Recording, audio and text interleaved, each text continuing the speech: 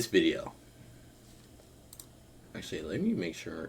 What if there was just no sound to these videos? How do you know when you're watching the beginnings of an all-time great talent? Not just elite or Crazy. exceptional talent, but the kind of player you could say appears once in a generation. Usually the signs are there. National acclaim at an early age, the masses becoming familiar with your name long before you even step foot on an NBA court, throw in a few viral performances, jaw-dropping physical gifts, a Sports Illustrated...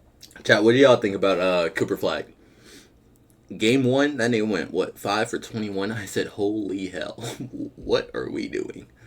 But I didn't watch the second game, but it looked like he played a little bit better. Even, like, he didn't even play, like, fuck! It didn't even look like he played bad when he was playing the Lakers. I actually watched that game. I didn't even notice he missed that many shots. Holy hell. But he looked decent. Like, he looks like the best rookie in this class. He doesn't look super generational or nothing like that, but he looks like the best rookie in this class. And that's all you can ask for out of the #1 pick. Illustrated cover, and you've got yourself a recipe for what can easily be assumed as the next great NBA superstar. The only problem is we are terrible at predicting truly generational. They say that shit every year. For every player that like, bro, if like every year except last year, because we knew last year was like the worst class ever. There's supposed to be a generational nigga. Every single class, bro. How is there going to be a generational nigga every year? That takes away the whole point of it being generational. Like, I hate that shit out the media, bro. Everybody went the next Bron, next Jordan, next. Like, bro, just let them be. Let the niggas be. And then, like, niggas mad about Bronny. Nigga, he's the 55th overall pick. He was damn near the last pick of the draft. What the fuck do y'all want out of him? How many 55th picks even make the team? And this nigga is cold, bro. Like, just give him time. Give these niggas time. Give rookies time. Like, damn. Why are they supposed to be the GOAT when, like, they never done this before? They're playing the whole, like, it's a whole new level. Like, they jumping up a level, and you expect these niggas just to be the great, like, be the best in the next level too? What the hell are we doing? I don't know, bro. Give rookies grace. Slapped with the label of being generational and lives up to it. But some niggas just ass, though. I ain't gonna lie. Some niggas are just terrible. But what do you call a player who was given the description of generational at 16 years old, went toe-to-toe with LeBron as a high schooler, and was projected to go first overall in the NBA draft? That's good cap, though. 3 years before he was even eligible for the draft. Cooper Flagg has faced some of the highest expectations of any recent NBA prospect, and up to this point has exceeded all of them. But even after becoming one of the most obvious first overall picks in recent draft history, some fans justifiably still have their doubts. Opinions ranging from he could be the greatest player of an entire era, all the way to he's one of the most overrated prospects we've seen recently. After missing on numerous alleged generational prospects in and that's not years, fair. It's clear why some... And that's not fair on this kid. He didn't, bro, like, he didn't say I'm generational. He didn't say I'm the best player of this gen. He didn't say I'm shitting on every fucking body. He didn't say none of that. This nigga just hooped. And y'all created these narratives. Which is crazy. And then y'all blame this nigga for not living up to y'all expectations. What the hell? Like, I don't know, bro. Like, why are y'all on these niggas like that? Hesitant to give such a hefty label to anyone, and yet some remain certain that Cooper is generational. Which begs the question, what makes Cooper Flagg the transcendent talent some say he is? And is he really worth the hype? Or are some fans setting him up? But that nigga got a shoe deal and I don't. So what can I really say about it? To answer this question, we have to go back long before anyone even knew the name Cooper Flagg. Why does that nigga look at me like that? I don't like the way Cooper Flagg look at me. Today's video is sponsored. He look at the camera weird as hell. It's like halfway like subduing, like trying to subdue me. I don't know.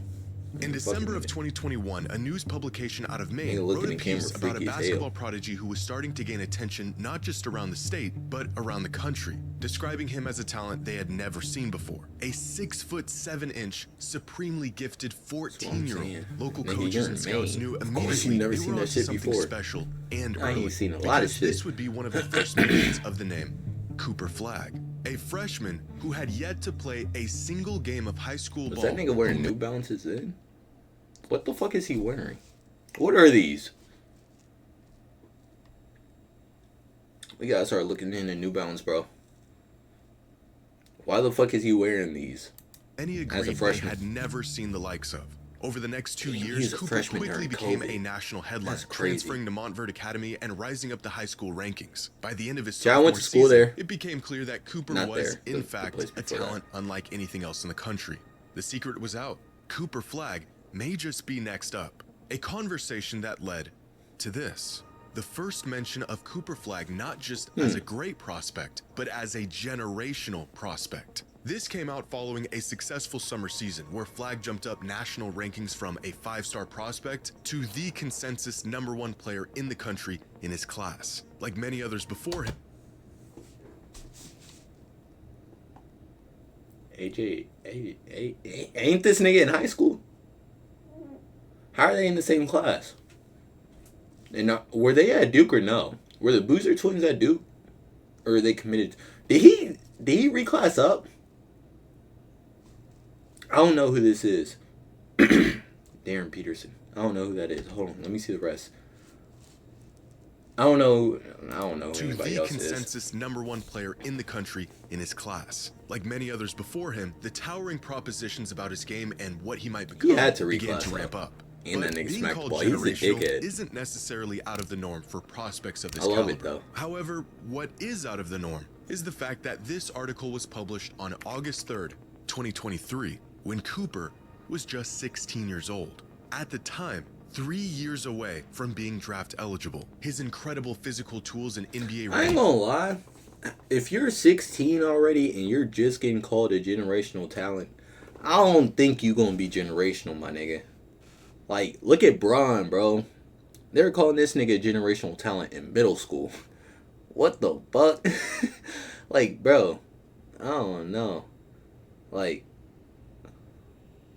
if you 16, you a sophomore, junior already, gang, and you're just hitting that generational level. I don't think so, bro. I don't believe it. You need to be a household name by a freshman in high school. I ain't gonna lie. And it's already putting him in conversations with prospects like LeBron, AD, Zion, and Wemby before he even started his junior season in high school.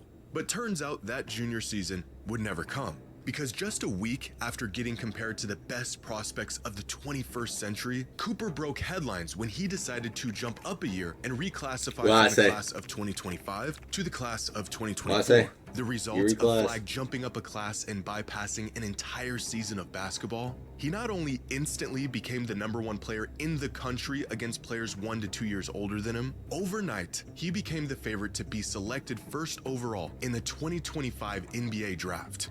As a 16-year-old who had just finished his sophomore year of high school. The rankings were, of course, correct. Cooper was still so far ahead of his competition that he was a shoo-in for the High School National Player of the Year just a few games into that season. Projections this bullish and this he's good though. Are so rare. Yeah, he was definitely shitting on these niggas. He was definitely shitting on high schoolers. A 16-year-old LeBron was a surefire #1 pick, and more recently with Victor Wembanyama, who was projected to be the first overall pick 2 years before he was eligible for the draft. Outside of these two truly once-in-a-generation talents, even the most sought-after prospects do not face these expectations this early in their basketball career. But it was in the following season where Cooper would face his biggest test yet. Prove that he was good enough to still dominate games at the college level. But before he even stepped foot on a college court, Cooper did what no high schooler had ever done before him. How do we know if Cooper Flagg will be able to play at the next level and compete? See, bro, why does this nigga look at the camera like this? Who taught him this? I hate this. Well, because he already played them. Last summer, at just 17 years old, Flagg was chosen to be a part of the USA Men's Select Team, a team that would scrimmage LeBron, Steph, KD, and the rest of the Olympic team. A team that hadn't featured a non-NBA player in over a decade and had never featured a high school kid. Now, the best one could hope for this kid going toe-to-toe against the NBA's best is for him to just fit in, soak in the moment, make the right plays, and just not be a liability. Cooper didn't just fit in. He actually stood out. In a straw poll survey conducted by The Athletic following the training camp, players on the Olympic team were asked who they thought the best player on the men's select team was. The player who was chosen by unanimous decision was Cooper. A team loaded with some of the brightest young NBA talents, and it was the 17-year-old kid that played better than all of them. By the end of the summer, Cooper had already checked off every generational box. He received national acclaim. He was way ahead of schedule in his frame and development to the point where it just wasn't even fair. He went from dominating his class to dominating the country to playing and holding his own against the best players in the world. Damn, Jimmy. And of course, he had earned the generational label. The next challenge in front of him was college, which at that point wasn't really a challenge. He does, like, he's been doing this. This freak ass look. Immediately became the best player in college basketball, putting up 19-7 and 4 a game as statistically the best offensive player in the country and a top 5 defensive player in the country. His measurables, defensive instincts, and polished offensive game drawing comparisons to Jason Tatum, Scottie Pippen, and Kawhi Leonard. The kid played half of the season as a 17-year-old and won National Player of the Year. But to put into perspective just how incredible Cooper's freshman season at Duke was, here are the top 250 players in college basketball last season represented by age on the x-axis and box plus minus on the y-axis. This chart represents the top 10% of all Jimmy loves these fucking graphs, bro. It's always some, dots here and here, all clustered up, and then just one. There's just one off the fucking chart. Every single JxmyHighroller video has this chart in it. I love Jimmy, bro. Never changed. This shit is hilarious. It tells the story of what NBA teams are looking for when assessing That's not Cooper. And who stands out amongst their peers. Oh, damn, it is. Are some of the oh, it's not! Know it. The country last season, bro, I fucking knew it. Look, it's gonna be off the chart. Sports, 22, 23, even 24-year-olds. But the this shit gonna be way up here or some shit. Looking for the best prospects. They're looking for prospects with the most upside, young guys who have the highest ceiling. And this becomes clear if we highlight all 30 players selected in the first round of the 2025 NBA draft. All of these players had great seasons, but what really sets them apart from the other 2,400 collegiate players trying to get drafted Look at this is shit. their youth. Bro, you know how fucking mad I'll be if some little nigga down here, some young ass little nigga down here got drafted, and I'm way up here with my my plus minus, and he's not even that old. That nigga didn't get, bro, I'd be pissed. I don't know if he got drafted, like, at all, but I'd be mad. These niggas were all the first rounders.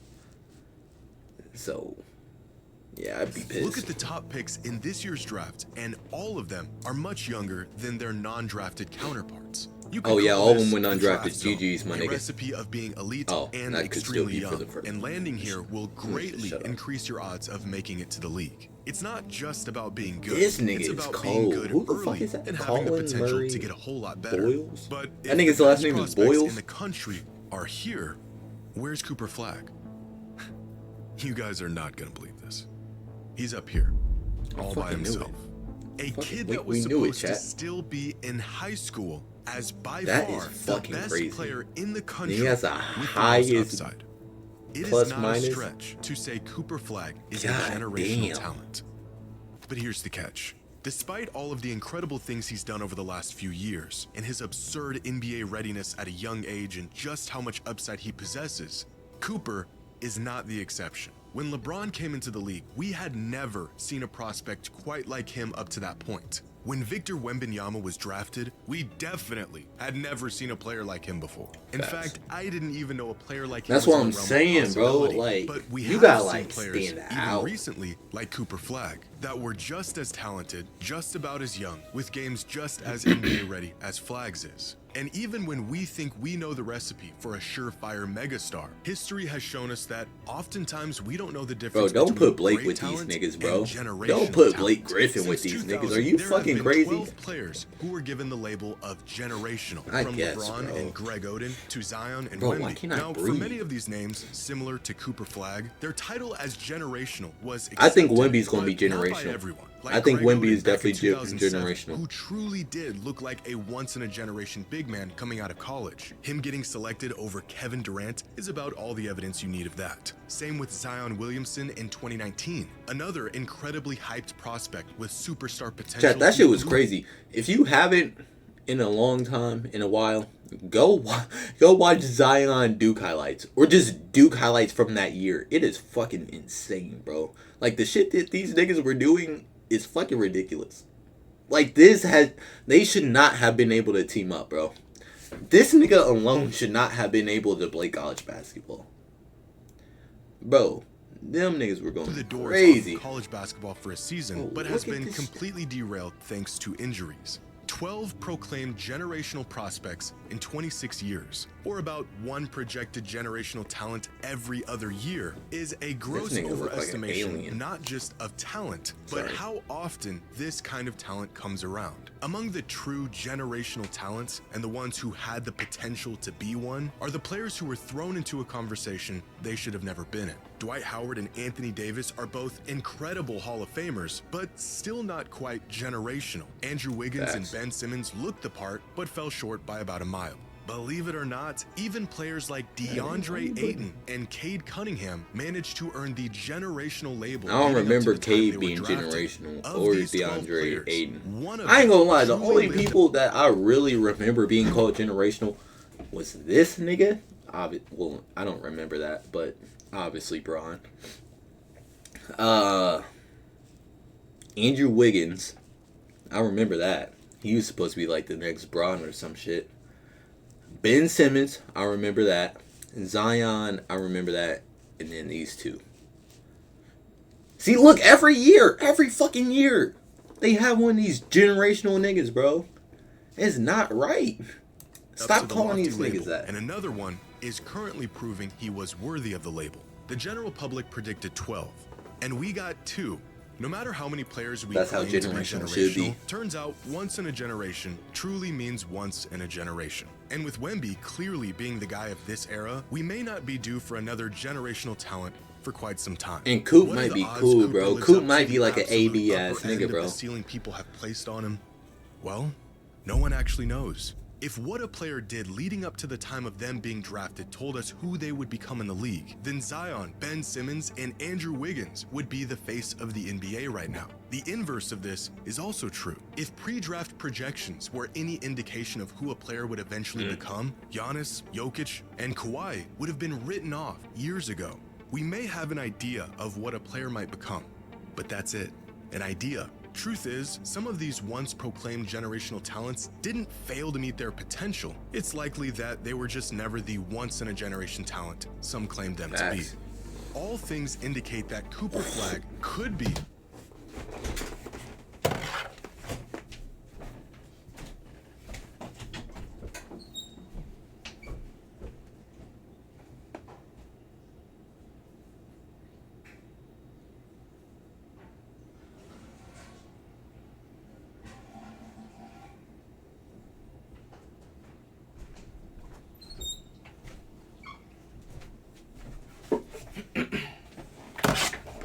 Sorry, chat.